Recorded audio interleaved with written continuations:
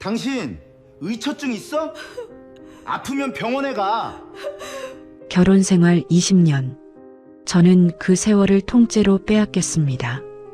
엄마라는 위치, 아내라는 위치, 며느리라는 위치에서 저만 인내하고 참으면 다 괜찮아질 줄 알았습니다.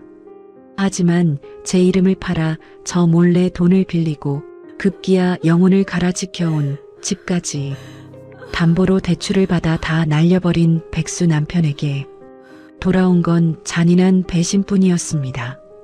사람 고쳐 쓰는 것 아니라던 인생의 잔혹한 진리, 46에 당당히 홀로 서기를 시작한 제 피눈물 나는 이야기를 들려드립니다. 사연 시작하기 전에 구독과 좋아요, 알림 설정 부탁드립니다. 평범한 사람들의 숨겨진 이야기를 매일 전해드리는 채널입니다. 저는 올해 46 이진아입니다. 위로 언니가 둘 있는 딸 셋 집안의 막내로 태어났지요. 부모님은 막내딸이라고 유난히 저를 예뻐하셨어요. 언니들이 혼날 때도 저는 늘 슬쩍 빠져나갈 수 있었고, 명절에 친척들이 모이면 막내는 인형 같다는 말을 귀에 못이 박히도록 들으며 자랐습니다. 큰 풍파 없는 집안이었습니다. 아버지는 중견 건설사에 다니셨고, 어머니는 살림을 하시면서도 늘 밝은 분이셨지요. 저녁이면 온 가족이 둘러앉아 밥을 먹고 주말이면 다 같이 외식을 하던 평범하고 따뜻한 풍경이 제 어린 시절의 전부였습니다. 그래서였을까요? 저는 세상 모든 가정이 다 우리 집처럼 화목한 줄로만 알았습니다.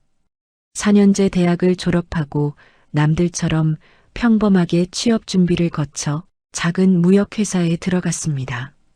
격리로 입사해서 매일 전표를 정리하고 거래처에 전화를 돌리는 일을 했는데 업무는 단순했지만 또래 동료들과 점심시간마다 수다 떠는 재미로 출근하던 그런 날들이었습니다. 그곳에서 지금의 남편을 만났습니다. 저보다 4살 많은 영업팀 직원이 바로 그 사람이었죠. 첫인상부터 참 남달랐습니다. 큰 키에 말끔한 정장 차림, 늘 웃는 얼굴로 사람들을 대하는 모습에 회사 안에서도 평판이 자자했습니다. 특히 여직원들 사이에서는 저런 사람이랑 결혼하면 평생 고생 안 하겠다는 말이 나올 정도였으니까요. 지금 생각해보면 사람 보는 눈이 그리도 없었는지 겉만 번지르르한 그 모습이 지옥으로 가는 덫인 줄은 꿈에도 모른 채 저는 그저 그 시절 다정했던 남편의 모습에 취해 있었습니다. 아직 세상 물정 모르는 철없는 20대였던 겁니다. 남편은 저에게 유독 다정하게 굴었습니다. 점심시간에 슬쩍 커피를 사다 주기도 하고 야근하는 날이면 집 앞까지 매번 데려다 주기도 했어요. 처음엔 그저 친절한 선배인 줄로만 알았는데 어느 날 퇴근길에 제 손을 잡으며 고백을 하더라고요. 나랑 만나볼래? 잘해줄 자신 있어. 그 한마디에 제 마음은 와르르 무너져 내렸습니다. 그렇게 우리는 연애를 시작했고 만난 지 1년도 채 되지 않아 결혼 이야기가 오갔습니다. 시부모님께 인사를 드리러 간 날 환하게 웃으시며 저를 반겨주셨습니다. 우리 며느리 될 사람 참 야무지게 생겼네. 얘야, 우리 아들 잘 부탁한다. 그 말을 들으며 저는 정말 행복했습니다. 좋은 사람을 만나서 좋은 가정에 시집가는 줄로만 굳게 믿었으니까요. 25되던 해봄 우리는 결혼식을 올렸습니다. 친정에서도 시댁에서도 형편껏 돈을 보태주셨고 저희 부부는 거기에 약간의 대출을 더해 인천에 1억 5천만 원짜리 작은 아파트를 마련했습니다. 비록 작은 집이었지만 당시 어린 신혼부부였던 저희에게는 그것만으로도 세상을 다 가진 기분이었습니다. 여보, 우리 이 집에서 시작해서 나중엔 더 넓은 집으로 가자. 당연하지. 내가 열심히 벌어서 당신 호강시켜줄게. 남편의 그 말 한마디에 저는 정말 눈부신 미래를 그렸습니다. 작은 집이지만 우리 둘이 알콩달콩 살아가는 것, 그것만으로도 충분히 과분하다고 생각했습니다. 결혼한 지 얼마 되지 않아 거짓말처럼 좋은 소식이 찾아왔습니다. 기적 같은 임신이었습니다. 남편은 퇴근하고 들어와 제 배에 손을 얹고는 어쩔 줄을 몰라 하더군요. 진짜야? 우리한테 아기가 생긴 거야? 응, 병원에서 그러더라. 6주래. 와, 나 아빠 되는 거야? 여보, 고생 많았어. 앞으로 내가 더 잘할게. 이듬해 제 나이 26에 첫째 아들 하빈이를 낳았습니다. 그 작은 핏덩이를 품에 처음 안았을 때의 떨림은 지금도 잊을 수가 없습니다.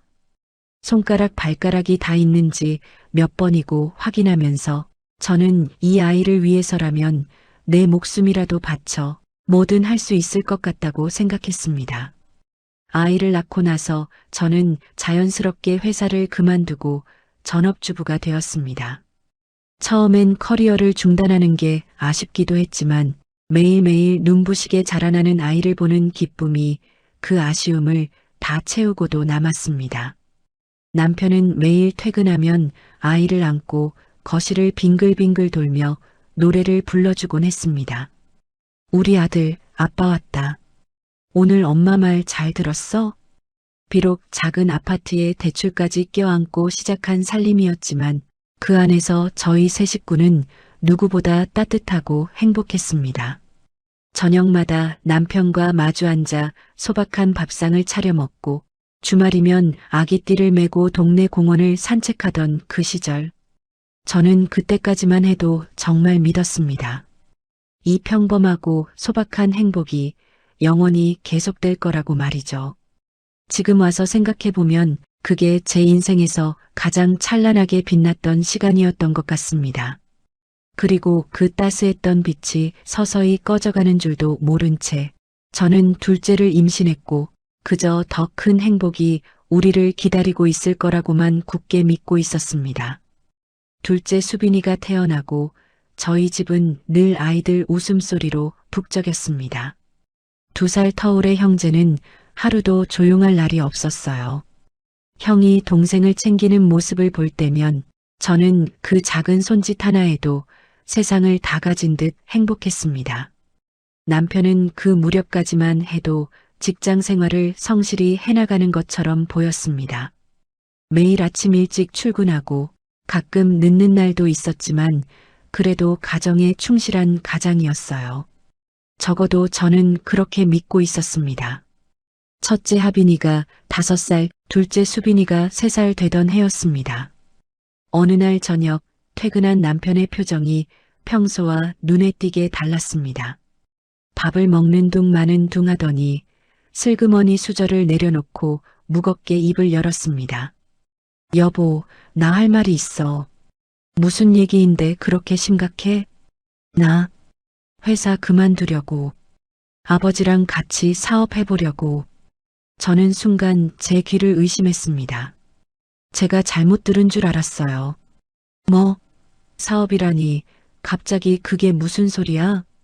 아버지가 예전부터 준비하시던 게 있는데 이번에 본격적으로 시작하신대. 나더러 같이 하자고 하시네. 여보, 우리 애들이 둘이야. 이제 막 커가는 애들 둘을 두고 멀쩡히 잘 다니던 직장을 왜 그만둬? 사업이 그렇게 쉬운 줄 알아? 제가 눈물을 글썽이며 말렸지만 남편은 제 말을 귓등으로도 듣지 않았습니다. 오히려 그날부터 며칠을 집에 들어오지 않으며 무언의 시위를 했습니다. 아직 어린 아이들은 아빠를 찾았고 저는 그때마다 어쩔 수 없이 참고 기다리는 수밖에 없었습니다. 더 기가 막힌 건 그 다음이었습니다. 며칠 후 시어머니에게서 전화가 왔습니다. 대뜸 시댁으로 오라는 호출이었어요. 무거운 마음으로 찾아간 거실에는 시부모님이 잔뜩 굳은 얼굴로 앉아 계셨습니다. 얘야, 앉아봐라. 자리에 앉자마자 시어머니의 날카로운 호통이 떨어졌습니다. 내 시아버지가 다 알아서 뒤 봐주고 같이 사업 좀 시작해보겠다는데 내 남편이 사업해서 한번 크게 일어서 보겠다는데 도와주지는 못할 망정 뭘 그렇게 앞길을 막고 나서니? 어머님, 그게 아니고요. 저는 그냥 애들 생각해서 여자가 기가 그렇게 세서야 어디 남편 앞길이 트이겠어? 그리고 주석이 퇴직금이랑 이것저것 정리하면 꽤 될 텐데 그게 다 우리 아들 돈이야. 지 돈으로 사업하겠다는데 내가 왜 막아? 옆에 앉아 계시던 시아버지도 묵직한 목소리로 거들었습니다. 내가 다 알아서 할 테니까 너는 군소리 말고 내조나 잘해라. 어디서 여자가 남자 사업에 감나라 배나라 하는 거야. 저는 그 자리에서 아무 말도 할 수 없었습니다. 시댁 어른들 앞에서 친정 부모님께 누가 될까봐 또 며느리답지 못하다는 소리를 들을까봐 고개를 들 수가 없었어요. 결국 무거운 침묵 속에서 그저 고개를 떨구고 말았습니다. 남편은 그저 그게 당연하다는 듯 옆에서 아무 말도 하지 않았어요. 집으로 돌아오는 길, 남편은 아무 일도 없었다는 듯 제 어깨를 토닥였습니다. 거봐, 부모님도 다 괜찮다잖아. 당신도 이제 마음 편히 가져. 내가 이번에 제대로 한번 해볼게. 여보, 정말 괜찮은 거지? 애들 봐서라도 무리한 건 안 하는 거지? 걱정 마, 아버지가 다 알아보셨대. 우리 이제 진짜 잘 살게 될 거야. 그날 밤 잠든 어린 아이들의 얼굴을 바라보며 저는 불안한 마음을 애써 다독였습니다. 시아버지가 같이 하신다는데 설마 큰 문제야 있겠어. 가족끼리 도와가면서 하면 잘 되겠지. 그렇게 스스로를 위로하며 잠을 청했습니다. 하지만 그날의 그 침묵과 굴복이 제 인생을 통째로 집어삼킬 거대한 지옥의 입구였다는 것을 그때의 저는 정말 몰랐습니다. 그저 남편이 하고 싶다는 일을 막을 수 없는 아내, 시댁 어른들 말씀을 거역할 수 없는 며느리. 그게 그 시절 제가 할 수 있는 전부였습니다. 며칠 후 남편은 정말로 사직서를 냈습니다. 한 달 뒤 마지막 출근 날 남편은 홀가분한 얼굴로 양복을 벗어 던지며 말했습니다. 드디어 자유다. 이제 진짜 내 사업을 하는 거야.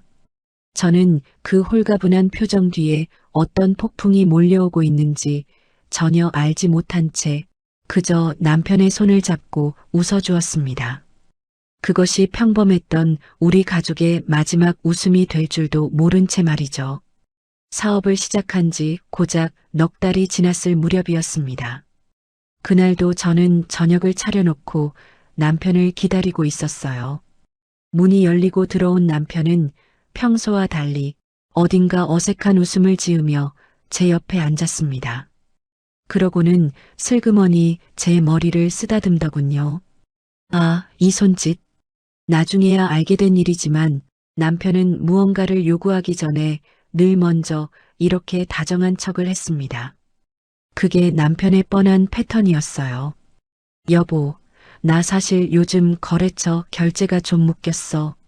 잠깐만 숨통을 틔워야 하는데 당신 통장에 있는 거 좀 빌려줄 수 있어? 다음 달에 바로 채워 넣을게. 저는 순간 가슴이 철렁 내려앉았습니다. 제 통장에 있는 돈이라면 아이들 앞으로 매달 조금씩 넣어두던 적금 500만 원.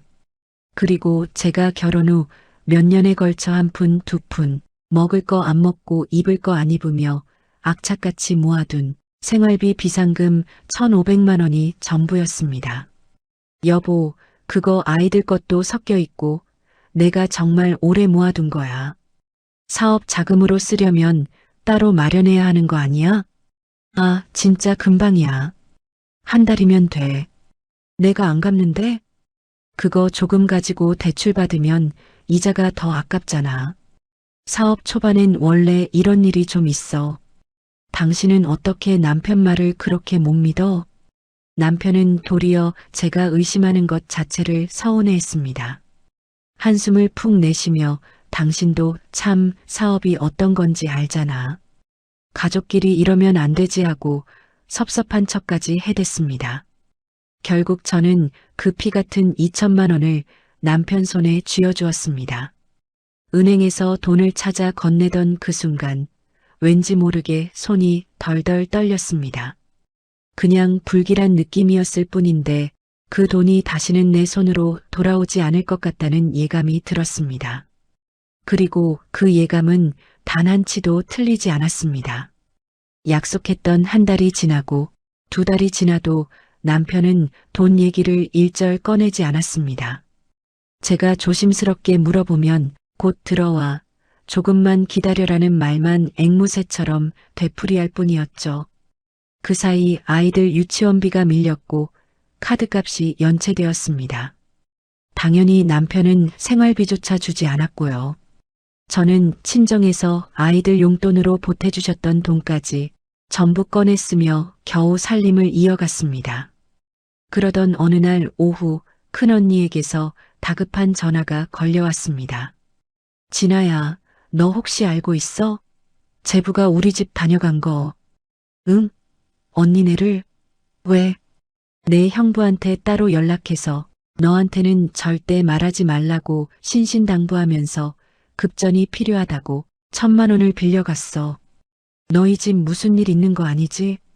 그 말을 듣는 순간 머리끝까지 피가 솟구쳤습니다. 목덜미가 서늘해지면서 손발이 덜덜 떨렸어요. 제 언니 집에 가서 저 몰래 그것도 말하지 말라고 신신당부까지 해가며 돈을 빌려갔다는 사실이 도저히 믿기지 않았습니다. 창피하고 수치스러워서 그 자리에서 그냥 주저앉고만 싶었습니다. 그날 밤 귀가한 남편을 붙잡고 따져 물었습니다. 왜 우리 언니 집에 가서 나 몰래 돈을 빌려? 그것도 나한테는 말하지 말라고 신신당부를 하면서. 아니, 그걸 벌써 말했어? 처형도 참 입이 가볍네. 가족끼리 힘들면 돈 좀 빌릴 수도 있지. 왜 이렇게 호들갑이야? 내가 안 갚는데? 뭐, 입이 가벼워? 지금 그게 문제가 아니잖아. 왜 나한테 말도 안 하고 찾아갔냐고 묻는 거잖아. 나한테는 철저히 숨기면서 형부한테는 따로 연락을 해? 당신한테 말하면 또 이렇게 난리 칠 거잖아. 빠르게 처리하려고 그런 거야. 별것도 아닌 걸로 사람 참 피곤하게 하네. 적반하장도 유분수였습니다. 도리어 제가 잘못한 사람이 된 것 같아 더 억울하고 서러움이 북받쳤습니다. 다행히 한 달 후 언니네 돈은 갚았습니다. 하지만 그걸로 끝이 아니었어요. 나중에 알고 보니 작은 언니 쪽에도 이미 비슷한 일이 있었고 제 오래된 친구들 몇 측에도 이미 손을 벌린 뒤였습니다. 그때마다 남편의 핑계는 늘 한결같았습니다. 다 갚아. 내가 떼먹을 것도 아니고. 당신은 왜 그렇게 생각을 작게만 해? 세상을 좀 크고 넓게 좀 봐. 내가 나 혼자 잘 먹고 잘 살려고 이러는 거야? 남편에게는 그게 그저 잠깐 빌리는 돈이었는지 모릅니다. 하지만 저에게는 피가 마르는 고통이었습니다. 친정 식구들 얼굴을 볼 때마다, 오랜 친구들을 만날 때마다 얼굴이 화끈거려 고개를 들 수 없었습니다. 내가 이 사람이랑 살면서 주변 소중한 사람들한테 민폐를 끼치고 있구나 하는 자괴감이 마음속에 무겁게 쌓이기 시작했습니다. 사업을 시작한 지 채 1년도 되지 않아 저희 집 살림은 이미 걷잡을 수 없이 기울고 있었습니다. 하지만 남편은 여전히 이번 거래만 잘 마무리되면 다 해결되라는 말을 입에 달고 살았습니다. 저는 그 거짓말을 믿고 싶었습니다. 아니, 믿어야만 했습니다. 두 아이를 품에 안고 당장 다른 선택을 할 수 있는 형편이 아니었으니까요. 그렇게 위태로웠던 시아버지와의 사업은 2년도 채 되지 않아 서서히 우리 가족의 숨통을 죄어오고 있었습니다. 결국 2년을 채 버티지 못하고 완전히 말아먹었습니다. 처음에는 그저 거래처 문제라더니 그 다음엔 파트너가 갑자기 발을 뺐다더니 마지막엔 시장이 안 좋다는 비겁한 핑계만 늘어놓았지요. 그렇게 남편의 퇴직금에 제 피 같은 비상금 2,000만 원까지 흔적도 없이 다 녹아 없어졌습니다. 그런데 더 기가 막힌 건 사업이 망하고 나서도 남편은 전혀 정신을 차리지 못했다는 겁니다. 멀쩡한 직장을 다시 알아볼 생각은 않고 이 사업 저 사업을 기웃거리며 지인들한테 이번엔 진짜 대박 아이템이라며 투자를 끌어모으러 다녔습니다. 결국 그것마저 흐지부지 되면서 남편은 신용불량자 직전까지 몰리게 되었습니다. 그때부터였습니다. 남편이 집에서 본격적으로 빈둥거리기 시작한 게 말이죠. 아이들은 이제 초등학교에 들어갔고 먹을 것 입을 것 학원비에 돈 들어갈 곳은 날로 늘어만 가는데 가장이라는 사람은 거실 소파에 누워 하루 종일 TV 리모컨만 쥐고 있었습니다. 생활비는 단 한 푼도 내놓지 않았어요. 그러면서 입만 열면 하는 말이 더 큰 사업 아이템을 구상 중이라는 소리였습니다. 결국 제가 나설 수밖에 없었습니다. 내 자식들을 굶길 수는 없으니까요. 처음엔 동네 편의점 야간 알바로 시작했습니다. 아이들을 겨우 재워놓고 밤 10시에 나가서 새벽 6시에 들어오는 생활이었습니다. 집에 돌아와 아이들 아침을 챙겨서 학교로 보내고 나면 두어 시간 간신히 눈을 붙였다가 오후엔 다시 마트 파트타임 알바를 뛰었습니다. 그 시절 저는 제대로 된 잠을 자본 기억이 없습니다.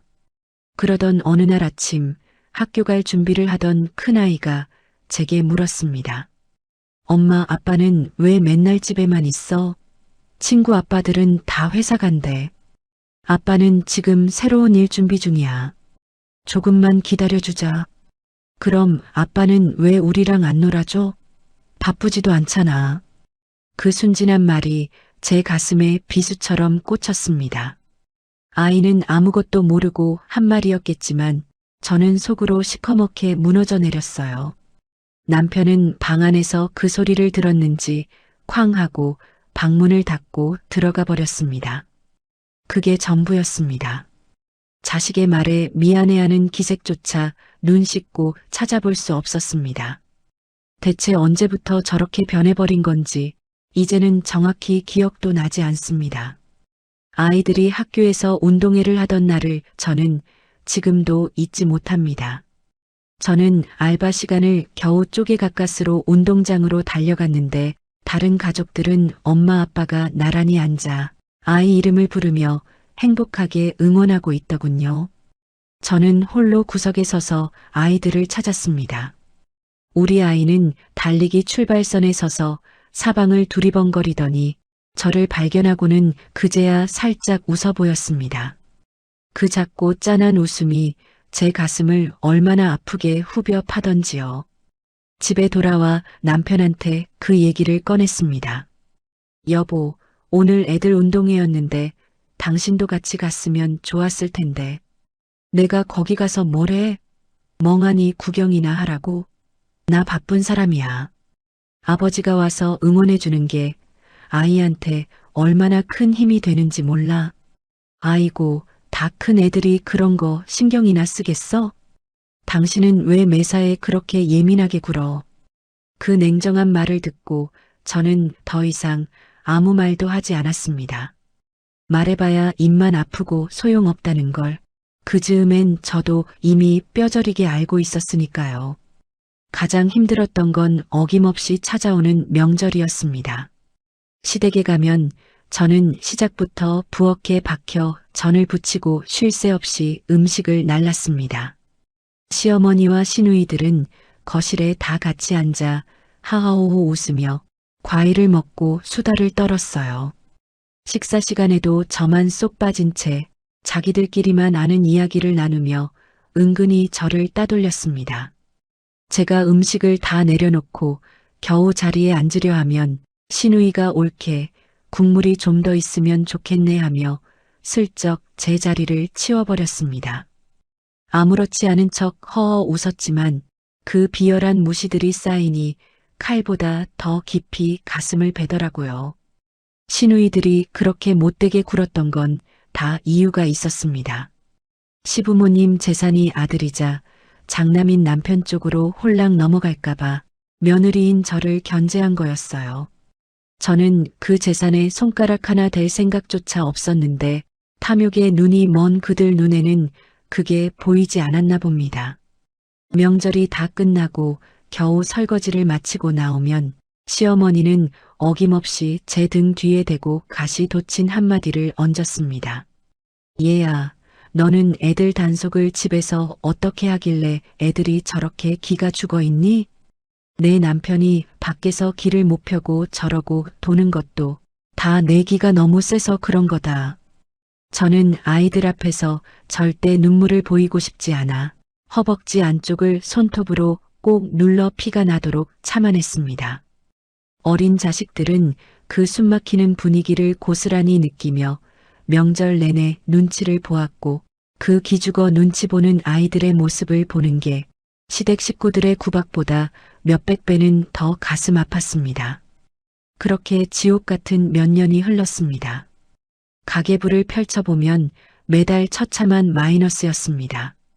아이들 학원은 하나씩 끊어야 했고 겨울 외투도 작년에 입던 작아진 옷을 그대로 입혔습니다. 그러면서도 남편은 여전히 곧 대박 날 테니 기다려라라는 말만 주문처럼 반복했습니다. 이혼이라는 단어가 목구멍까지 차오를 때가 한두 번이 아니었습니다. 하지만 그럴 때마다 눈에 밟히는 아이들 얼굴이 먼저 떠올랐어요. 한부모 가정이라는 낙인이, 내 자식들이 세상에서 받을 상처가, 그리고 제 실패한 결혼이 두려웠습니다.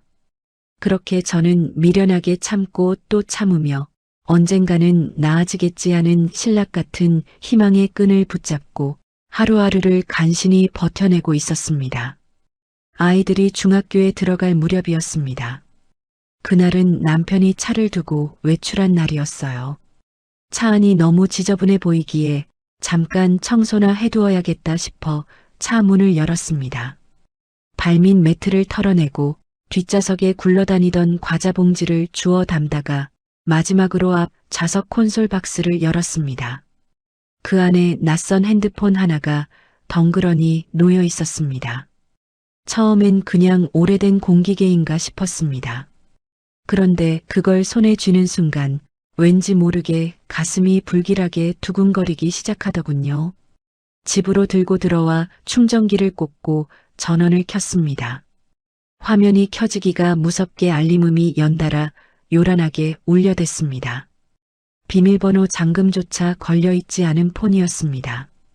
덜덜 떨리는 손으로 화면을 넘겼어요. 메시지 목록을 여는 데는 채 1초도 걸리지 않았지만 그 고작 1초라는 시간이 제 인생을 완전히 둘로 갈라놓고 말았습니다. 차마 제 눈으로 직접 읽고도 믿을 수 없는 제 입에 담기조차 부끄러운 내용들이 가득 차 있었습니다.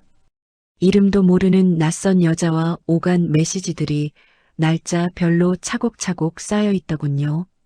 차라리 거기서 멈췄으면 그나마 나았을지도 모릅니다. 핏기가 가시는 손으로 계속해서 화면을 넘겼습니다. 그러다 문득 낯익은 이름들이 제 눈에 콕 박혔습니다. 오래 알고 지낸 제 지인들과 나눈 대화방이었습니다. 그 대화들은 오래된 것도 있고 최근에 나눈 대화들도 있었어요.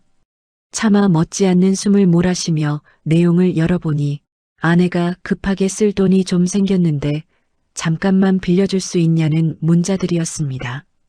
제 이름을 팔아가며 저 몰래 적게는 몇십만 원, 많게는 몇백만 원씩 돈을 빌리고 다닌 기록이 고스란히 남아 있었던 겁니다. 그제야 왜 가끔 친구들이 제게 연락해 요즘 어떻게 지내? 별일은 없지? 하며 조심스럽게 안부를 물어왔는지 온전히 이해가 가더군요. 저는 아무것도 모른 채 그저 응, 나 잘 지내 하고 바보처럼 웃으며 대답했었는데 그 고마운 친구들은 이미 제 남편이라는 인간에게 돈을 뜯긴 상태였던 겁니다. 순간 온몸의 피가 거꾸로 역류하는 것 같았습니다. 핏기가 싹 가신 얼굴로 남편이 돌아오기만을 기다렸습니다. 그날 밤 외출을 마치고 돌아온 남편이 현관문을 열고 들어서는 순간 저는 그 핸드폰을 남편의 얼굴 앞에 그대로 내던졌습니다. 이게 뭐야? 이 핸드폰 속에 있는 사람, 당신 맞지? 아, 이거 내 거 아니야. 아는 형이 차에 잠깐 두고 간 건데 당신은 왜 남의 물건에 함부로 손을 대고 난리야? 아는 형 거라고?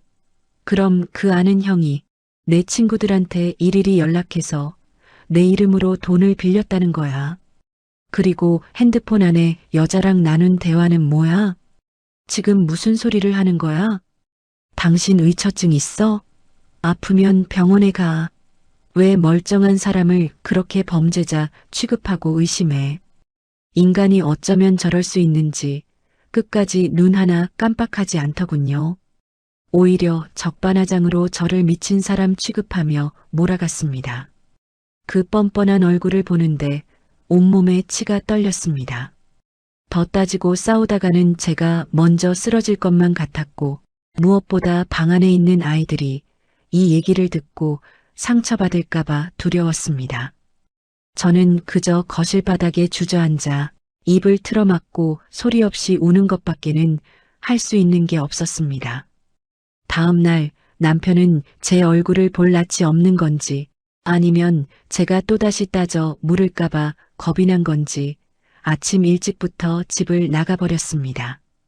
이대로는 도저히 안 되겠다 싶어 지푸라기라도 잡는 심정으로 시어머니께 전화를 걸었습니다. 수화기를 들고 눈물을 왈칵 쏟아내며 있는 그대로의 일을 다 말씀드렸습니다. 제발 어머님 아들 좀 말려달라고 이게 도대체 무슨 말이 안 되는 일이냐고 울부짖었죠. 처음에는 시어머니도 조금 당황하시는 것 같았습니다. 그런데 제 이야기를 차분히 다 들으시더니 이내 수화기 너머로 돌아온 말은 저를 사정없이 짓밟았습니다. 얘야, 남자가 살다 보면 바깥 바람 좀 쐴 수도 있는 거고 사업하다 보면 주변에 아쉬운 소리에서 돈 좀 빌릴 수도 있지. 그걸 가지고 남편 몰래 핸드폰이나 뒤지며 집안 시끄럽게 싸우려 드냐? 내가 집에서 남편 대접을 제대로 했어 봐라. 뭐가 아쉬워서 밖으로 돌겠니? 다 내 탓이야. 애들 봐서라도 내가 참고 살아야지 어쩌겠니. 전화기를 손에 쥔 채 멀어지는 정신을 붙잡고 멍하니 서 있었습니다. 전부 다 내 탓이라는 시어머니의 잔인한 말이 귓속에서 지옥처럼 맴돌았습니다. 제가 대체 뭘 그렇게 잘못한 걸까요? 새벽에 쓰러지듯 일을 끝내고 들어와 잠깐 눈만 붙인 채 아이들 아침밥을 챙기고 온종일 알바를 뛰고 남편 밥상을 차려놓고 기다린 게 죄인 걸까요? 남편이 바람을 피우고 저 몰래 제 지인들에게 돈을 빌린 것을 눈으로 직접 확인했는데도 그게 다 제 내조 부족이라는 소리를 들어야 했습니다. 그 악몽 같은 사건 이후로 남편은 오히려 더 당당해졌습니다. 제가 의심하거나 추궁하려 들면 어김없이 당신 정신과 가봐라. 의처증 있는 거 아니냐? 혹은 왜 맨날 죄 없는 나를 나쁜 사람으로 만들지 못해 안달이냐? 라며 저를 미친 사람으로 몰아세웠습니다. 시댁 식구들도 한결같았습니다. 철저하게 남편 편에 서서 저를 예민하고 기가 세서 남편 기죽이는 며느리로 완전히 굳혀갔습니다. 그 비참한 무렵부터 저는 제 판단을 스스로 의심하기 시작했습니다. 정말 내가 너무 예민한 걸까? 내가 남편을 벼랑 끝으로 너무 몰아붙이는 걸까?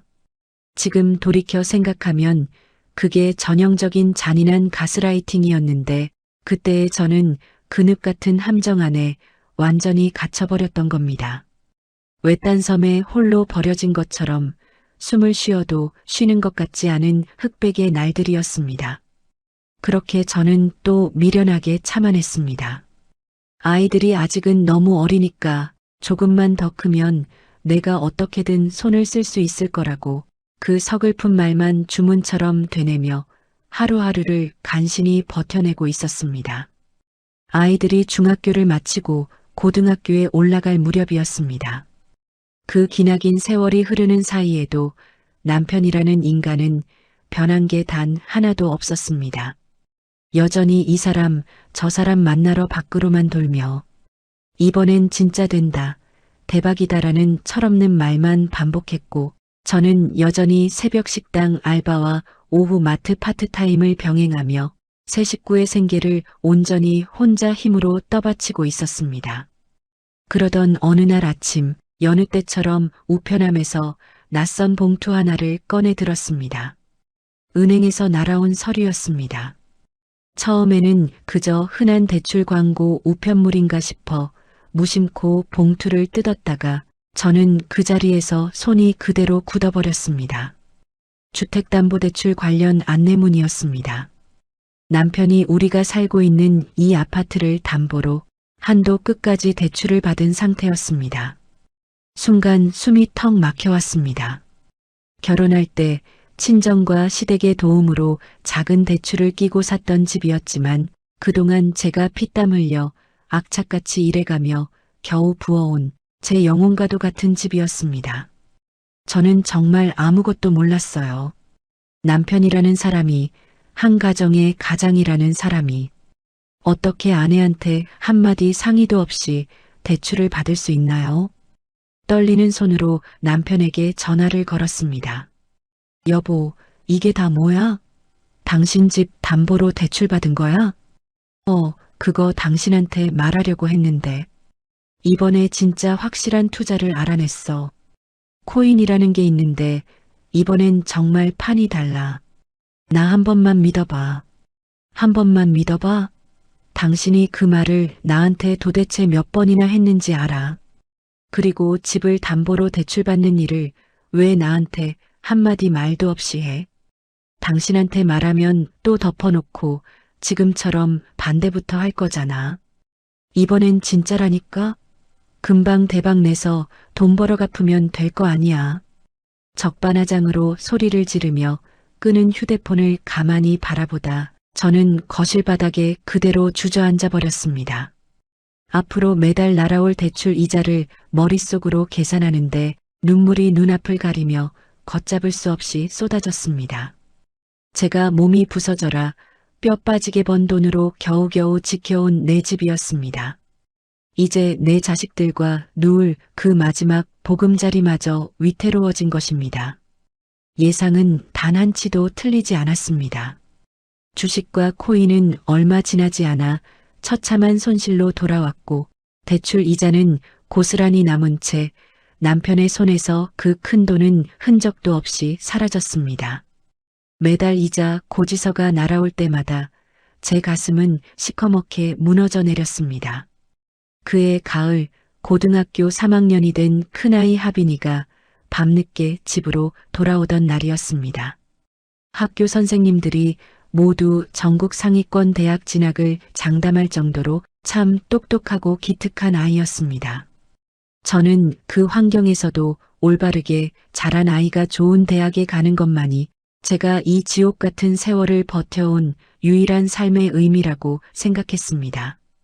그런데 그날 밤 가방을 내려놓은 큰아이가 저를 조용히 불렀습니다.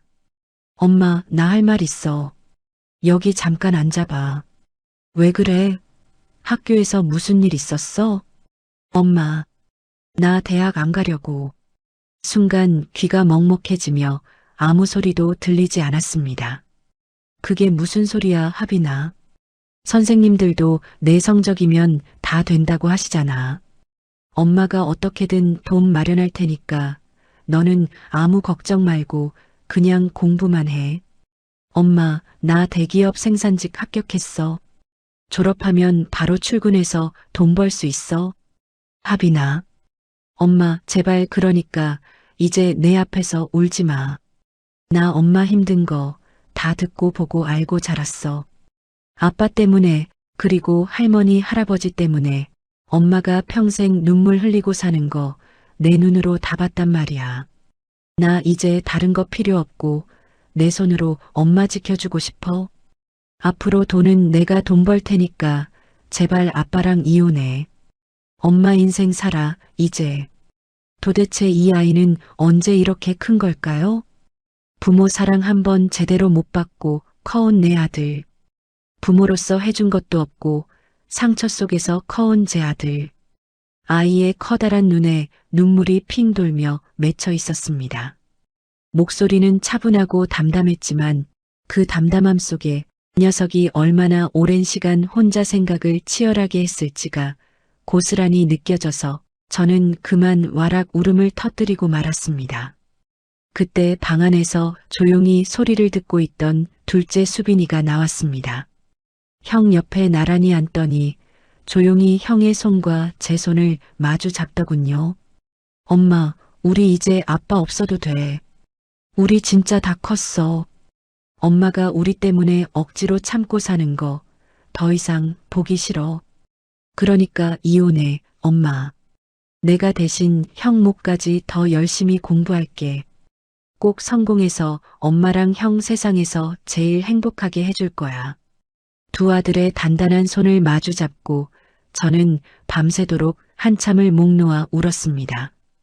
자식의 미래까지 이 지경으로 망쳐놓았다는 어미로서의 처절한 죄책감과 그럼에도 불구하고 이렇게 올바르고 든든하게 자라준 아이들에 대한 고마움이 한꺼번에 파도처럼 밀려왔습니다. 그 서글픈 가을밤, 저는 평생 처음으로 이혼이라는 단어를 그 어떤 두려움도 없이 마음속에서 당당하게 꺼내 들었습니다. 오래 참아온 제 인생에 다 썩어 문드러진 동아줄을 이제는 내 손으로 과감히 끊어내야 할 때가 됐다는 것을 그날 밤 자식들의 눈물 속에서 비로소 깨달았습니다. 다음 날 아침 아이들을 학교로 보내고 나서 저는 한참을 거실에 멍하니 앉아 있었습니다. 밤새도록 눈물로 지새운 탓에 눈두덩이는 퉁퉁 부어올라 있었고 제 몸은 마치 납덩이처럼 무거웠습니다. 하지만 신기하게도 마음속에는 오히려 이상한 고요함이 잔잔히 흘렀습니다. 오랫동안 위태롭게 흔들리던 마음의 추가, 마침내 한쪽으로 굳건히 멈춰선 것 같은 그런 느낌이었습니다. 친정집에 가야겠다고 생각했습니다. 25 나이에 이 집에 시집와서 46이 되도록 20년이 넘는 세월 동안 저는 친정 부모님께 제대로 된 속 얘기 한번 시원하게 털어놓은 적이 없었습니다. 괜히 걱정하실까봐, 나 하나 때문에 늙으신 부모님 마음고생 시켜드릴까봐 나만 혼자 꾹 참고 감당하면 다 해결될 줄 알았어요. 사실 저희 부모님, 언니들, 형부들이 없었다면 저는 지금까지 버티지 못했을 겁니다. 겉으로 내색은 전혀 안 하셨지만 제 생일 때마다 그리고 아이들 생일 때마다 잊지 않고 맛있는 거 사 먹고 예쁜 옷 한 벌 사라며 부모님은 꼭 제 손에 큰 돈을 쥐어주셨습니다. 그리고 명절이라고 친정에 아이들을 데리고 가면 조카들 손에 그 아이들 나이에 맞지 않게 항상 용돈을 과할 정도로 넉넉히 챙겨주던 언니들과 형부들이었습니다. 다 압니다. 그게 다 저를 위한 돈이었다는 걸요. 그저 안쓰러운 딸이, 동생이, 처제가 조금만이라도 덜 힘들었으면 하는 애틋한 마음이었을 겁니다. 남편이 지난 20년간 저 몰래 친정에 돈을 더 빌렸다는 것쯤은 그분들에게 말할 필요도 없는 기정사실이었습니다. 그래서 더 악착같이 버텼습니다. 그 고마운 가족들의 배려와 인내의 끝이 결국 제 이혼이라는 비극이고 싶지 않아서요. 비록 그 미련한 버팀이 제 가족들에게는 더 큰 상처가 되었겠지만요. 제 이기심에 미련한 침묵이 지난 날 제 가정뿐만 아니라 소중한 친정 가족들까지 힘들게 했다는 사실이 이제야 끝내 가슴에 사무치도록 아파옵니다. 버스를 타고 늘 익숙했던 친정집 골목 앞에 내렸을 때 어쩐지 발걸음이 쉽게 떼어지지 않았습니다. 막상 대문 앞에 서니 도대체 무슨 말부터 꺼내야 할지 몰라 한참을 서성거리며 망설였습니다. 떨리는 손으로 초인종을 누르자 이내 어머니께서 문을 열고 나오셨어요. 엄마는 저를 보시더니 대뜸 제 이마에 손을 얹으시며 다급하게 물으셨습니다. 진아야, 너 얼굴이 왜 이래? 어디 많이 아픈 거야? 그 따뜻한 한마디에 참았던 눈물이 왈칵 쏟아져 버렸어요. 문턱을 제대로 딛기도 전에 저는 엄마 품에 안겨 어린아이처럼 엉엉 울음을 터뜨렸습니다. 엄마는 아무 말 없이 저를 다독이며 거실 소파에 앉히셨습니다. 그러고는 따뜻한 물 한 잔을 제 손에 꼭 쥐어주시며 제 곁에 나란히 앉으셨어요.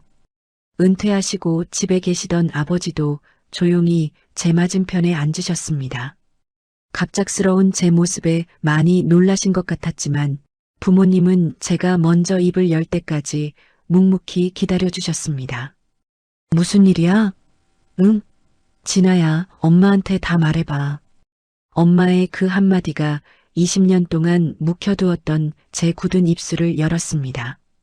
처음에는 목이 메어 말이 잘 나오지 않아 그저 울기만 했는데 가슴속 응어리를 하나씩 꺼내놓기 시작하자 멈출 수가 없었어요.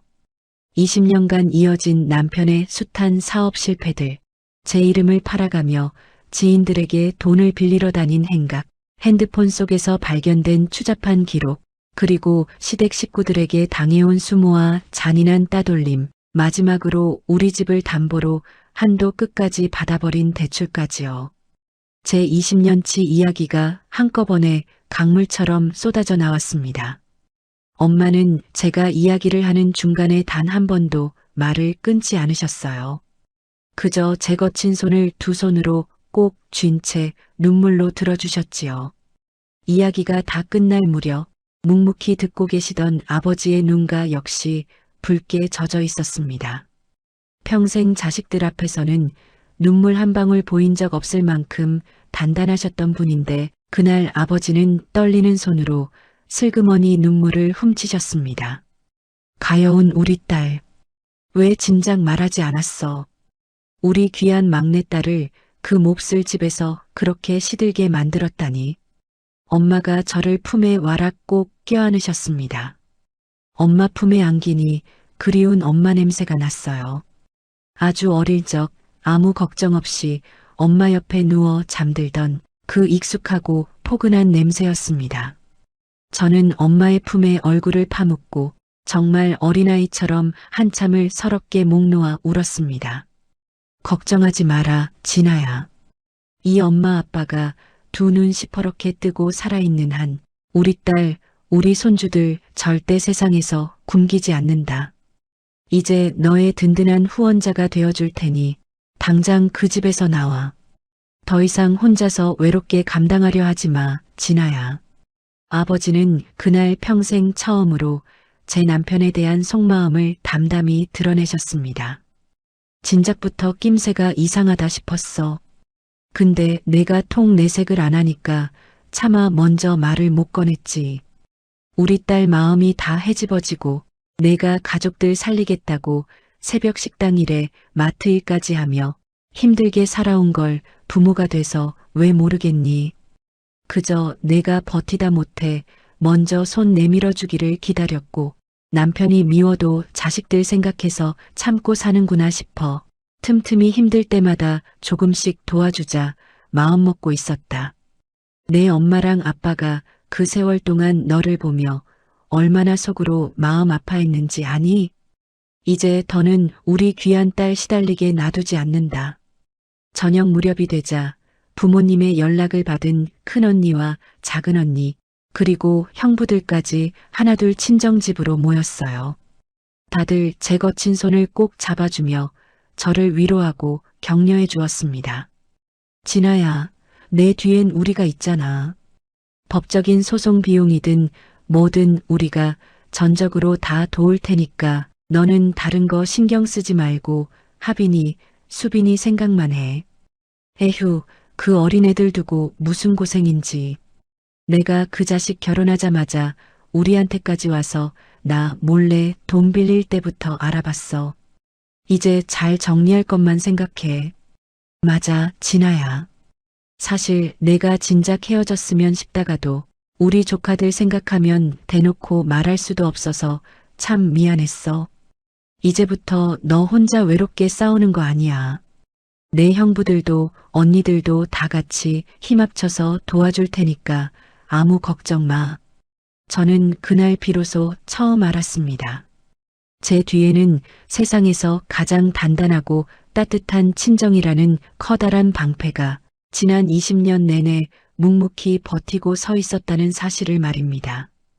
혼자라고만 생각하며 외딴 섬에서 외롭게 싸워왔는데 사실 저는 단 한 번도 혼자였던 적이 없었습니다. 그저 제가 미련하게 스스로 혼자의 길을 자처했을 뿐이었습니다. 친정집 대문을 나서는 발걸음은 들어올 때와는 완전히 달라져 있었습니다. 몸은 여전히 천근만근 지쳐 있었지만 제 가슴 속에는 오랫동안 잊고 살았던 불꽃 같은 무언가가 단단하게 생겨나 있었습니다. 두려움과 겁이 싹 사라진 자리에 오직 자식들을 지키겠다는 결심이 가득 들어찬 느낌이었습니다. 이제 제 인생에 더 이상 무서울 것은 아무것도 없었습니다. 친정집 문을 나서던 그날 저녁 버스를 타고 집으로 돌아오는 내내 창밖을 멍하니 바라보았습니다. 너무 많은 생각이 한꺼번에 밀려와서 오히려 아무것도 느껴지지 않는 것 같았습니다. 현관문을 열고 들어서자마자 거실 소파에 누워있던 남편이 고개를 돌렸습니다. 어딜 이렇게 싸돌아다녀? 밥은? 배고파 죽겠는데. 그 말을 듣는 순간 저도 모르게 피식 웃음이 나왔습니다. 허탈해서 나온 웃음이었어요. 20년 동안 저는 아무리 몸이 아파도 마음이 무너져도 어김없이 밥상을 차렸습니다. 그게 제 몸에 각인된 습관이었으니까요. 하지만 그날은 달랐습니다. 나 오늘 힘들어. 당신이 알아서 챙겨 먹어. 그 말을 남기고 방으로 들어가 문을 닫았습니다. 남편이 뭐라고 소리를 질렀지만 이불을 뒤집어 쓰고 꼼짝하지 않았습니다. 이상하게도 죄책감 대신 가슴 한편이 묘하게 후련했습니다. 그날 이후 저는 조용히 움직이기 시작했습니다. 서랍 깊숙이 보관해 두었던 핸드폰 사진들, 지인들에게 돈을 빌린 기록들 하나씩 꺼내 정리했습니다. 언니들이 남편에게 돈을 빌려주고 갚지 않은 내역도 다시 확인한 뒤 이혼 전문 변호사를 찾아갔습니다. 변호사는 서류를 살펴보더니 말했습니다. 유책 사유가 명확하고 재산 분할도 충분히 주장할 수 있어요. 잘 오셨습니다. 며칠 뒤 남편 앞에 이혼 서류를 내려놓았습니다. 남편은 펄쩍 뛰며 소리를 질렀습니다. 이제 와서 무슨 이혼이야.